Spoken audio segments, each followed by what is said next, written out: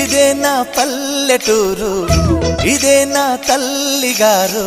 మా ఊరి పాడి పంట రాములోరి దీవెనంట.